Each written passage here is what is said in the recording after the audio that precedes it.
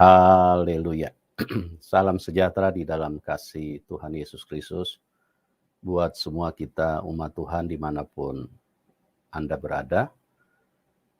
Kiranya kebaikan-kebaikan Tuhan bisa hadir di dalam hidup setiap kita untuk memperlengkapi kehidupan yang sesungguhnya, yaitu kehidupan yang akan datang, kehidupan yang kekal. Kita perlu sadar bahwa hidup di dunia ini sangat singkat. Hidup di dunia ini sangat sementara. Dan kita harus mempersiapkan kehidupan yang sesungguhnya. Kehidupan yang kekal. Kalau kita mau memakai istilah bahasa, hidup di dunia ini hanyalah bersifat transit. Artinya kita harus mempersiapkan untuk sesuatu yang selanjutnya, dan itulah yang kekal. Karena kehidupan yang kekal itu, catatan yang kita harus ingat bahwa tidak ada perubahan. Kalau hidup di dunia ini ada perubahan. Bisa berubah. Sebentar miskin, sebentar kaya, sebentar bisa miskin lagi. Sebentar anak-anak, sebentar remaja, sebentar dewasa, sebentar tua. Jadi hidup di dunia ini banyak perubahan. Kulit berubah, gigi pun bisa berubah, mata pun bisa berubah. Penglihatan dari normal menjadi tidak normal harus pakai kacamata. Jadi hidup di dalam dunia ini hanya bersifat sementara. Dan perubahan-perubahan yang terjadi itu adalah perubahan yang sangat perlu untuk kita sadari bahwa kita harus mempersiapkan kehidupan yang sesungguhnya. Kehidupan yang tidak berubah. Kehidupan yang tidak mengalami pertukaran.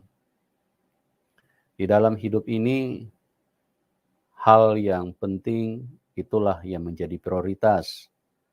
Jangan hal-hal yang remeh-temeh, hal-hal yang sepele, tetapi itu yang menjadi prioritas kita. Maka kita akan menjadi orang yang sia-sia. Artinya tidak ada hasil yang kita capai. Kita perlu sadar di dalam kehidupan kita bahwa kehidupan sesudah dunia ini adalah kehidupan yang kekal. Baik kita masuk kepada surga yang kekal, atau kita manusia masuk kepada kehidupan neraka yang kekal. Sebab itu, perhatikan apa yang sedang kita persiapkan. Tentu, untuk masuk ke dalam kerajaan surga, kita harus mencapai standar daripada yang Tuhan inginkan, yaitu kehidupan yang diubahkan, kehidupan yang diperbaharui, ya kehidupan yang mempersiapkan, karena kehidupan kerajaan surga itu adalah kehidupan roh, kehidupan surga, kehidupan yang kudus. Jadi hendaklah kita manusia benar-benar menjadikan kita layak ke sana. Ya, banyak orang juga salah mengerti, orang berpikir bahwa kita kan sudah ditebus oleh darah Tuhan Yesus. Jadi kita dilayakkan.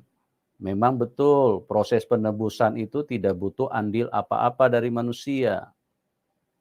Karena penebusan kita dibayar dari tangan iblis. Kita dibayar dari tangan setan. Kita diambil dan dikuduskan. Tetapi dalam perjalanan hidup kita di dunia ini, ada begitu banyak hal yang bisa menajiskan kehidupan kita.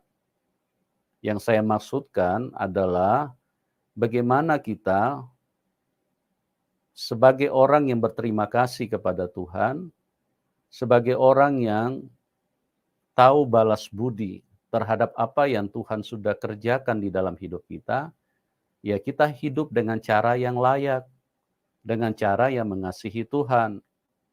Jadi tidak memberikan diri kita kepada hal-hal yang menajiskan, hal-hal yang mengotori hidup kita, hal-hal yang membuat Tuhan sedih, berduka karena kita tidak hidup sebagai orang yang mengasihi Tuhan. Ternyata kita adalah orang yang mengasihi dunia. Nah, inilah yang kita harus mengerjakannya dengan sungguh-sungguh. Seperti yang Tuhan katakan di dalam firman Tuhan, bahwa kita harus mengerjakan keselamatan kita. Kita harus mengerjakannya dengan tekun. Kita harus mengerjakannya dengan sungguh-sungguh. Karena di dalam dunia kita tahu ada begitu banyak godaan. Ada begitu banyak hal-hal yang mempengaruhi kita. Sehingga membuat kita terjebak lagi di dalam lumpur. Tuhan pernah berfirman bahwa jangan membuang mutiara kepada babi. Karena babi suka kotoran, suka kenajisan, suka hal-hal yang bau, yang busuk, yang jorok. Itulah yang terjadi di dalam hidup manusia. Babi biar dimandiin, dibersihin pakai parfum, pakai sabun yang mahal, tetap aja. Namanya babi itu dia suka kotoran.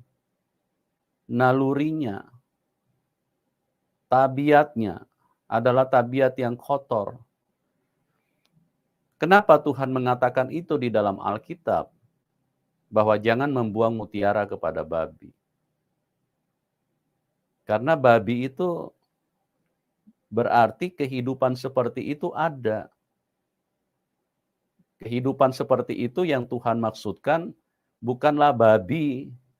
Babi yang hewan itu hanya merupakan analogi. Bagaimana kehidupannya yang senang dengan lumpur, senang dengan becek, kotoran, dan inilah yang Tuhan maksudkan. Bahwa manusia kalau hidupnya sudah dibasuh, sudah ditebus oleh darah Tuhan, sudah diselamatkan. Dan kita diselamatkan sekali lagi, itu suatu anugerah. Sesuatu yang tidak butuh upaya manusia, itu memang pemberian Tuhan. Tetapi yang Tuhan harapkan jangan kita seperti babi. Kita sudah dibersihkan, kita sudah dikuduskan, kita sudah dimandiin oleh darah Tuhan, dibersihkan oleh kekudusan Tuhan, tapi kita masih mencemplungkan diri lagi. Oleh sebab itu ingat firman Tuhan bahwa Tuhan berkata, jangan membuang mutiara kepada babi. Seperti itulah yang Tuhan inginkan, bahwa berhati-hati. Jadi keselamatan harus dikerjakan dengan sungguh-sungguh. Banyak orang berkata sekali selamat sudah selamat. Itu tidak benar. Firman Tuhan tidak berkata seperti itu. Kalau sekali selamat sudah selamat, maka tidak perlu lagi ada khotbah di gereja. Tidak perlu lagi ada peringatan-peringatan tentang kebenaran firman Tuhan yang harus kita hidupi. Kita bisa hidup saja semau gue, kan sudah selamat. Bahwa keselamatan itu tidak akan hilang. Itu sudah milik kita. Ini penyesatan di dalam gereja. Tidak benar bahwa sekali selamat tetap selamat. Keselamatan memang Tuhan berikan dan itu permanen. Tetapi itu bisa hilang bukan karena Tuhan mengambilnya lagi. Karena manusia yang menghilangkan, manusia yang membuat dia tidak layak untuk menerima keselamatan.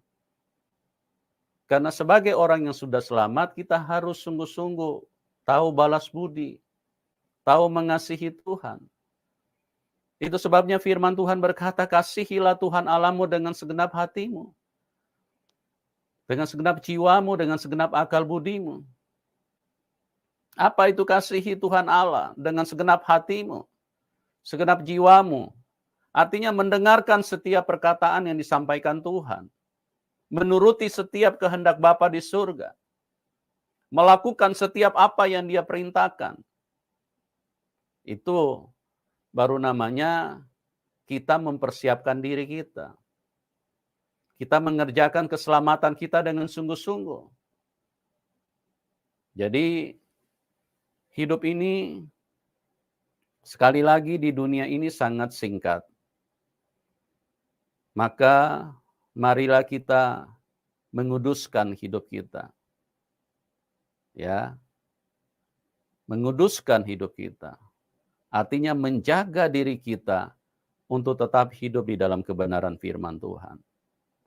Kita menjaga hati kita untuk tetap taat kepada firman Tuhan. Itulah panggilan Tuhan di dalam hidupmu. Itulah panggilan Tuhan di dalam hidupku. Jangan bergeser dari situ. Ada juga firman Tuhan yang berkata, kamu yang sudah mulai dengan roh, jangan diakhiri dengan daging. Jadi hati-hati dengan hidup ini. Tidak ada itu sekali selamat tetap selamat. Sekali lagi saya katakan bahwa Tuhan memberikan keselamatan itu permanen, mutlak.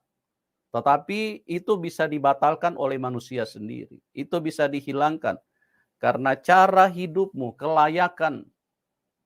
Bagaimana engkau bisa layak di hadapan Bapa di surga. Itu adalah tergantung daripada cara hidupmu selama engkau menumpang di dunia yang sementara ini. Jangan sia-siakan. Tuhan mengerjakan keselamatan untukmu dan untukku. Dengan begitu berat pengorbanan yang Tuhan lakukan. Tuhan memindahkan kita dari kehidupan daging kepada kehidupan roh. Tuhan memindahkan kita dari kehidupan duniawi kepada kehidupan sorgawi. Kehidupan dunia, kita dipindahkan, kita dipisahkan. Nah, itu adalah hal yang kita perlu perhatikan. Jadi, jangan kita hidup dengan keinginan dunia. Karena hal itu adalah kekotoran, adalah kenajisan, dan ketidaklayakan di hadapan Tuhan. Kita masih ingat bahwa bangsa Israel, Tuhan memerintahkan Musa untuk membawa mereka keluar dari Mesir. Ini adalah sebuah realita bagaimana Tuhan ingin supaya kehidupan orang Kristen, orang yang hidup percaya kepada Allah Israel, harus benar-benar dipisahkan. Jadi Tuhan menyuruh Musa bawa mereka keluar. Tinggalkan Mesir. Ada apa dengan Mesir? Bukankah di Mesir bisa hidup dengan tempat yang berbeda? Dengan lokasi yang berbeda? Bukankah di Mesir bangsa Israel hidup di tanah Goshen? Artinya terpisah tempat, terpisah lokasi. Kan sudah cukup menurut logika manusia. Tapi Tuhan berkata, keluar, tinggalkan Mesir. Keluar, pisahkan dirimu dari Mesir. Pergi ke satu kota, ke satu tempat yang telah ditetapkan oleh Tuhan. Yang telah ditunjukkan oleh Tuhan. Tuhan berjanji bahwa Tuhan mau memberikan tempat itu. Ada apa? Karena Tuhan mau supaya cara hidup bangsa Israel tidak terkontaminasi sedikit pun. Tidak terpengaruh sedikit pun dengan cara hidup yang ada di Mesir. Ini adalah pesan yang Tuhan ingin sampaikan kepada kita orang-orang Kristen. Kita dipanggil, dipisahkan, menjadi pengikut Tuhan Yesus, Satu cara hidup yang berbeda dengan apa yang ditampilkan oleh dunia ini. Satu pemikiran yang berbeda dengan apa yang dipikirkan oleh dunia, oleh manusia. Itu yang Tuhan mau. Kita dipisahkan. Benar-benar harus keluar dari Mesir. Jadi tidak terkontaminasi sedikit pun. Tidak terpengaruh sedikit pun dengan kehidupan Mesir. Karena cara kehidupan Mesir tidak layak di hadapan Tuhan. Itu yang harus kita pikirkan. Ya, berbicara tanah Kanaan adalah satu tempat di mana Tuhan ingin membangun suatu peradaban, suatu cara hidup dengan konsep surgawi. Tuhan Yesus datang membawa kita keluar dari dunia ini. Keluar dari konsep dunia. Dari keinginan-keinginan duniawi. Supaya kita benar-benar terputus dengan keinginan-keinginan duniawi. Coba kita lihat di dalam 1 Yohanes 2 ayat 15 sampai 17. Janganlah kamu mengasihi dunia dan apa yang ada di dalamnya. Jikalau orang mengasihi dunia, maka kasih akan Bapa tidak ada di dalam orang itu. Ya, stop dulu. Janganlah kamu mengasihi dunia. Ini perintah Tuhan. Apa itu mengasihi dunia? Adalah keinginan-keinginan duniawi. Memang tidak bisa dipungkiri. Kita terlahir memiliki manusia jasmani. Manusia jasmani itu adalah manusia duniawi. Tetapi Tuhan membawa kita keluar. Jadi kita harus menanggalkan manusia duniawi kita. Keinginan-keinginan duniawi itu harus kita tinggal. Kita harus tanggalkan. Jikalau orang mengasihi dunia, maka kasih akan Bapa tidak ada di dalam dia. Harus ingat, Tuhan benar-benar ingin pisahkan. Tidak boleh kasih akan dunia itu menempel. Artinya tidak boleh keinginan-keinginan duniawi itu menempel di dalam hidup kita. Kita harus tanggalkan. Kita harus dibebaskan dari keinginan-keinginan seperti itu. Saya perlu perjelas dulu. Ada perbedaan antara keinginan dan kebutuhan. Kalau kebutuhan duniawi, itu harus dipenuhi. Tetapi keinginan duniawi, itu yang harus ditanggalkan. Itu yang harus dilepaskan dari kita. Karena keinginan-keinginan duniawi membuat cara hidup kita menjadi tidak normal di hadapan Tuhan.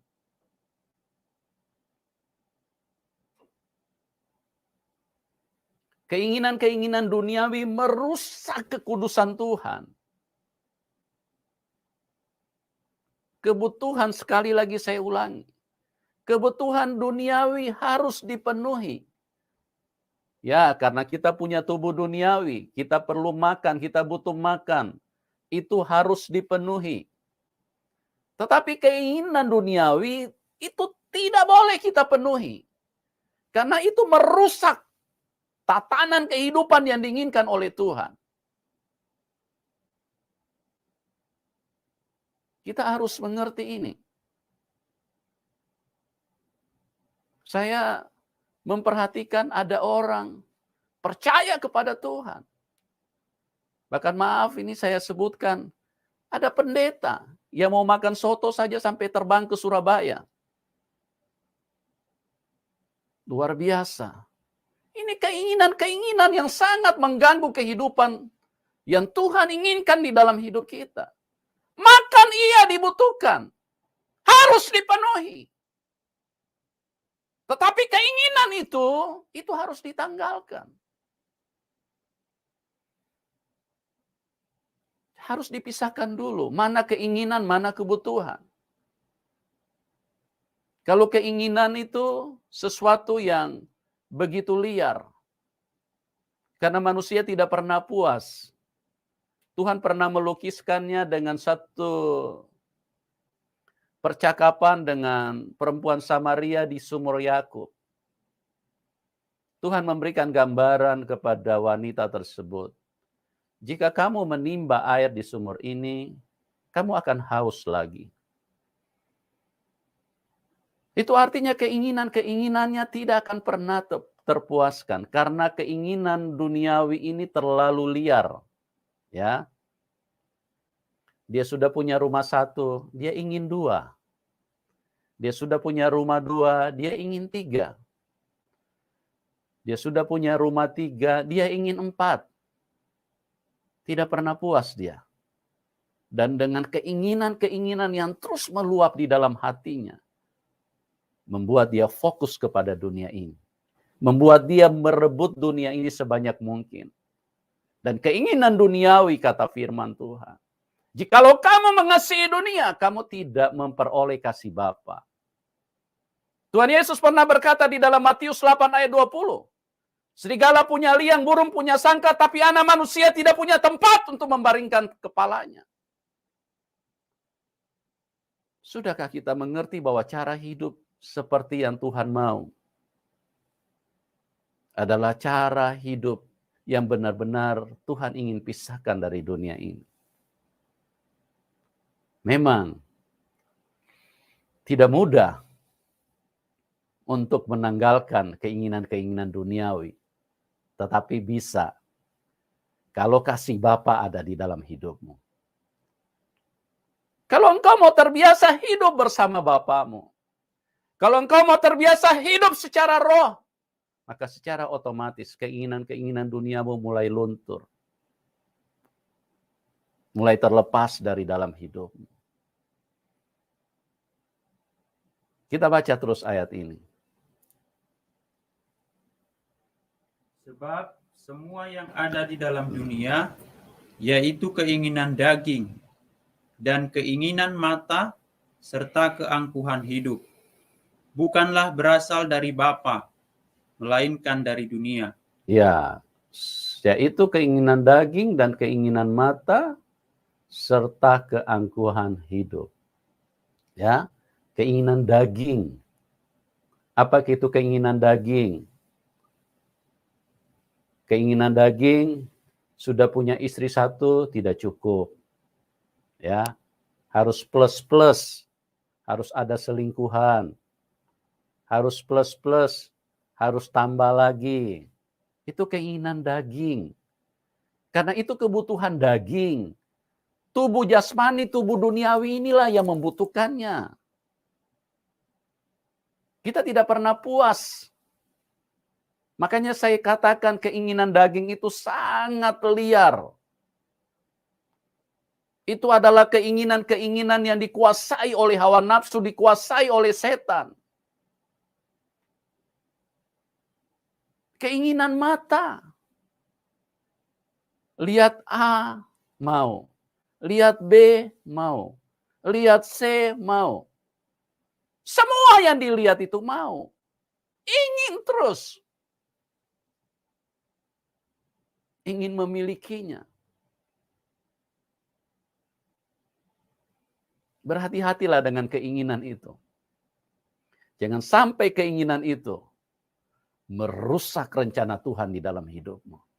Jangan sampai keinginan itu mengotori cara berpikirmu. Karena kalau engkau sudah ingin dunia, berarti secara otomatis kasih Bapa tidak ada di dalam diri. Tadi dikatakan di dalam ayat ini, coba kita lihat 1 Yohanes 2, ayat yang ke-16 tadi. Sebab semua yang ada di dalam dunia, yaitu keinginan daging. Ayat 16, ya.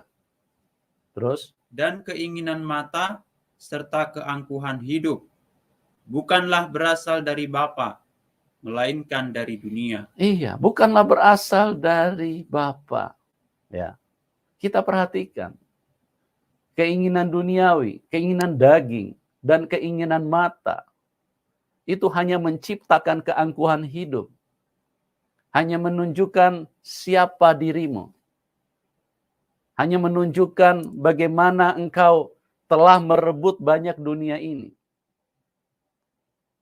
Dan itu adalah sesuatu yang tidak layak. Itu bukan berasal dari Bapa, melainkan dari dunia.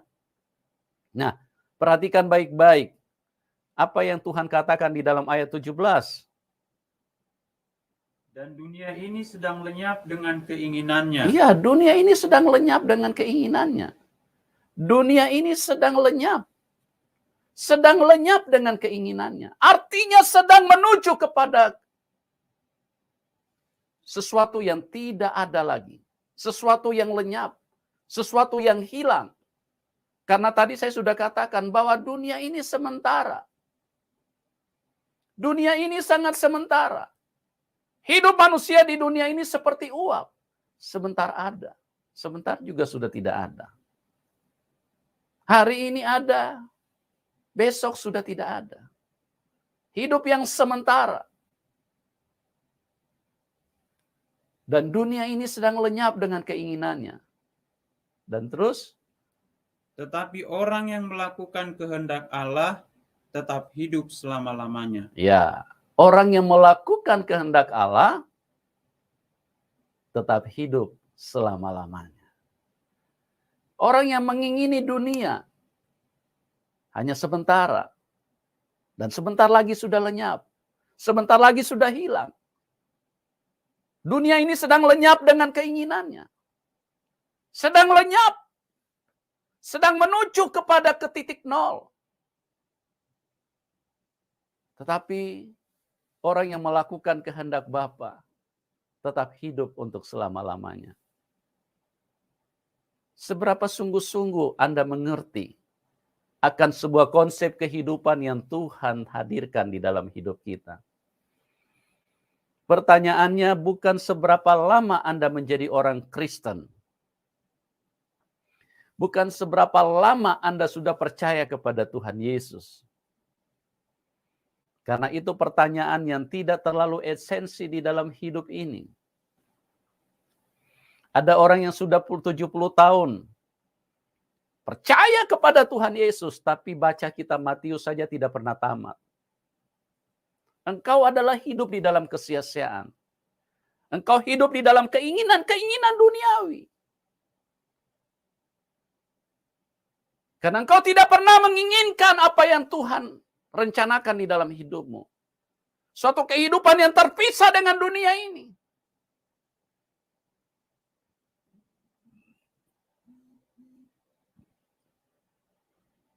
Ini yang harus kita renungkan. Seberapa lama konsep Tuhan ini? Kehendak Bapa masuk di dalam hidupmu. Kita dipanggil, dipisahkan dari Mesir, dipisahkan dari dunia. Kita harus siap untuk melepaskan. Kita harus siap menanggalkan semua keinginan daging kita. Karena ini permintaan Tuhan. Inilah kehidupan yang layak.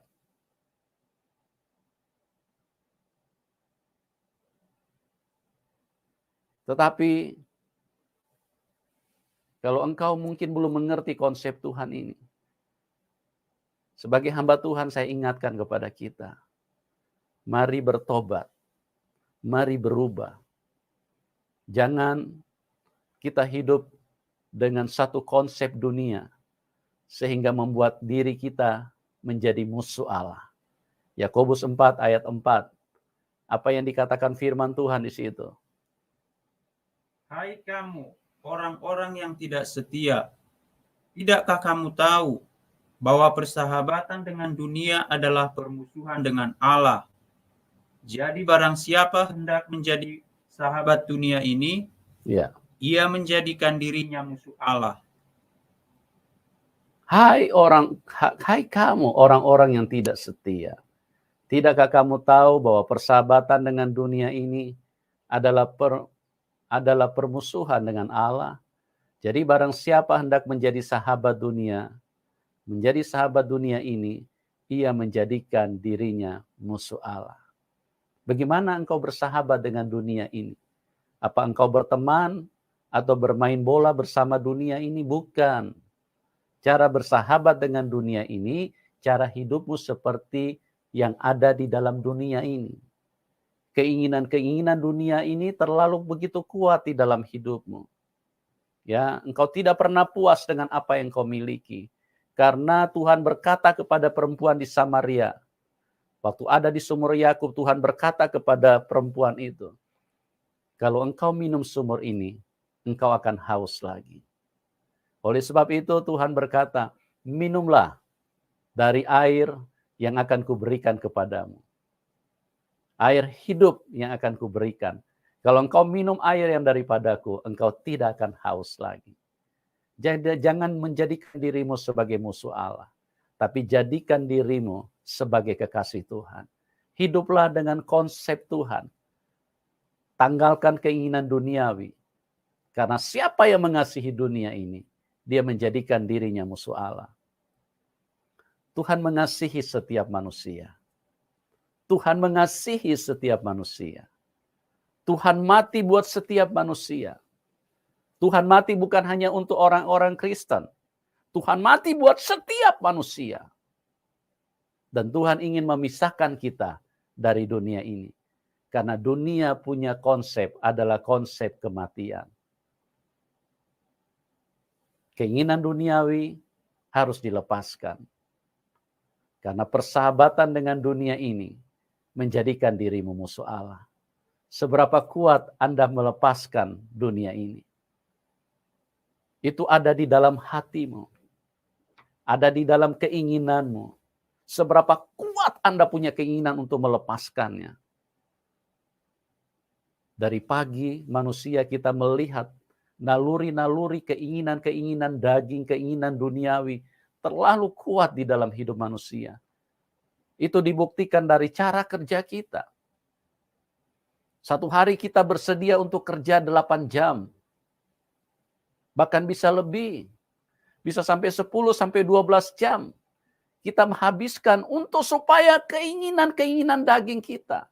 Kebutuhan daging kita. Keinginan daging kita terlalu kuat. Kita rela menghabiskan waktu yang Tuhan berikan di dalam hidup ini. Ingat, waktu itu bukan punyamu. Waktu itu pemberian Tuhan, itu kesempatan bagimu. Tapi jangan habiskan waktu itu hanya untuk pemenuhan keinginanmu.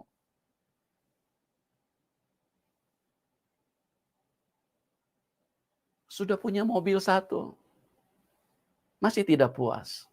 Terus mencari. Inilah yang berbahaya di dalam hidup manusia. Manusia terlalu larut dengan keinginan-keinginannya. Tanggalkanlah keinginan duniawimu. Matikanlah di dalam hidup ini. Matikanlah keinginan daging, keinginan duniawi.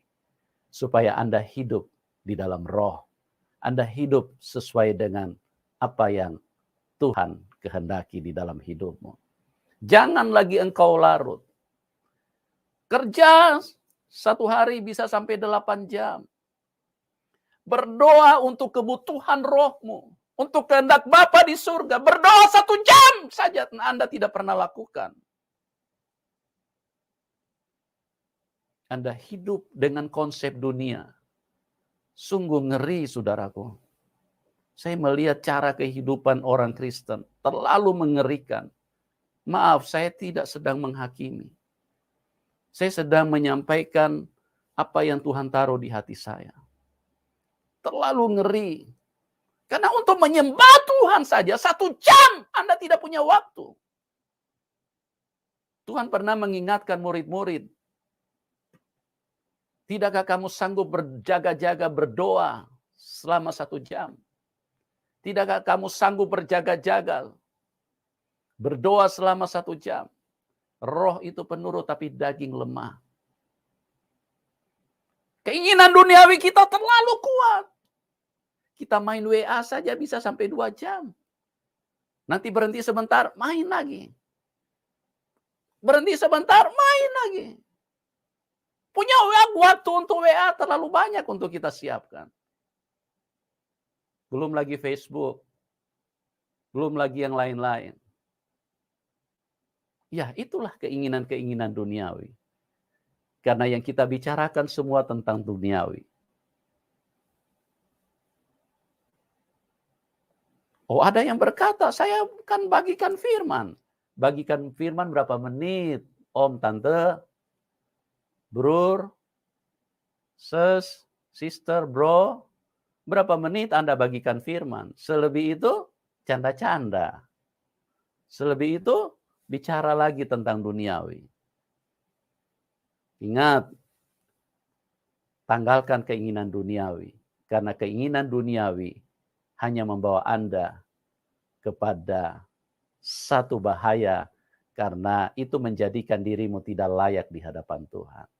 Kita ingat sekali lagi bahwa kebutuhan daging harus dipenuhi. Kebutuhan, ya, tapi keinginan tidak boleh dipenuhi. Kita lihat di dalam 1 Timotius 6 ayat 7 sampai dengan 10. Sebab kita tidak membawa sesuatu apa ke dalam dunia. Iya, kita tidak membawa apa-apa ke dalam dunia. Dan kita pun tidak dapat membawa apa-apa keluar. Ya, artinya kalau udah mati, ya cuma bawa satu potong baju aja ya, teman-teman. Ingat itu, ya. Jadi yang terlalu haus akan dunia, sering-seringlah ke rumah duka. Supaya pikiran kita jadi cerdas. Pikiran kita jadi pintar. Pikiran kita jadi sehat. Jadi sadar kita ini, ya. Makanya Tuhan bilang di dalam pengkhotbah, lebih baik ke rumah duka daripada ke rumah pesta. Firman Tuhan itu tidak pernah salah. Kalau Anda sering-sering ke rumah duka, Anda ingat nanti kalau sebentar lagi, kita ini kan tinggal tunggu giliran ini. Tubuh-tubuh jasmani ini sebentar lagi nanti akan jadi seperti itu. Jadi jangan terlalu liarlah kita mengerjakan kehidupan daging kita. Jangan terlalu untuk memuaskan keinginan-keinginannya. Kita tidak membawa apa-apa ke dalam dunia, dan kita juga tidak membawa apa-apa. Waktu pulang semua kita tinggalkan. Semua itu jadi milik orang lain. Ya, ingat itu. Semua itu jadi milik orang lain. Semua itu secara otomatis berpindah tangan. Tidak menunggu lagi persetujuanmu. Kalau Anda sudah mati, kita sudah mati. Tidak menunggu persetujuan kita lagi. Ya, tidak perlu balik nama. Enggak perlu, secara otomatis sudah berpindah tangan itu. Hakmu dihilangkan, dan itulah dunia. Keinginan dunia itu seperti itu. Anda akan dilucuti oleh dunia ini. Dia membawa kita menjadi tertipu dan menginginkan dunia ini, padahal dunia ini hanya sementara.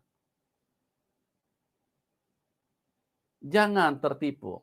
Ya. Kita kembali. Kita tidak membawa apa-apa ke dalam dunia ini. 1 Timotius 6 ayat 7. Kita tidak membawa. Kita lanjut.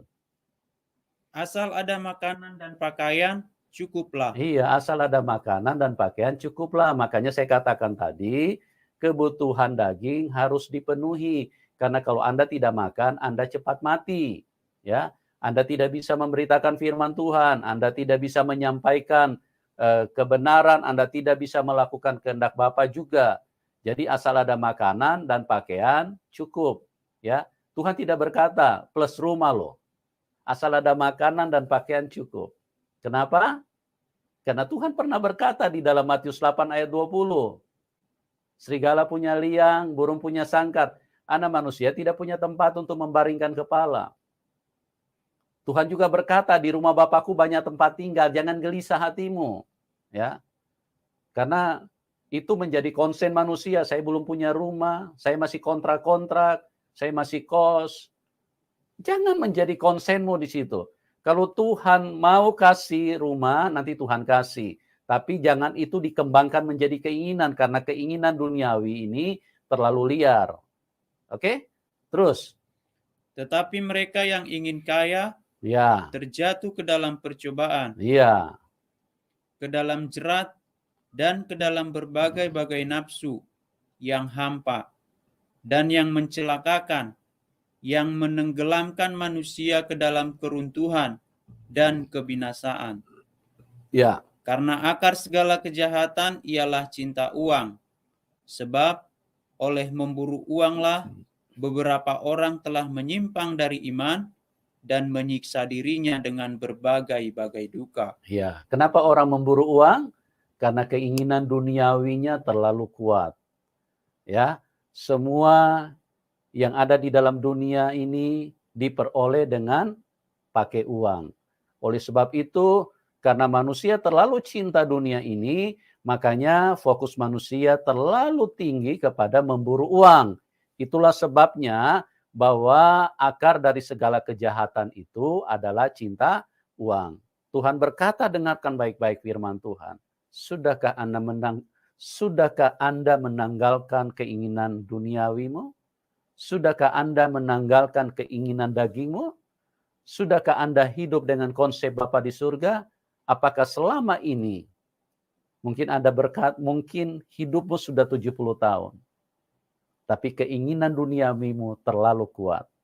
Saya mau katakan, tanggalkan itu sebelum terlambat. Karena apa? Karena keinginan dagingmu itulah yang membawa Anda kepada kematian. Nikodemus pernah berkata, separuh dari hartaku aku akan beri kepada orang miskin. Dan jika ada yang aku peras, aku akan kembalikan 4 kali lipat. Orang yang berjumpa dengan Tuhan, dia melepaskan duniawinya. Dia melepaskan duniawinya. Dia melepaskan duniawinya. Tapi orang yang mencintai dunia ini, kasih Bapa tidak ada di dalam dirinya. Dia menjadikan dirinya musuh Allah. Tuhan Yesus mengasihi kita semua. Tanggalkan keinginan duniawi kita, supaya kita layak di hadapan Tuhan.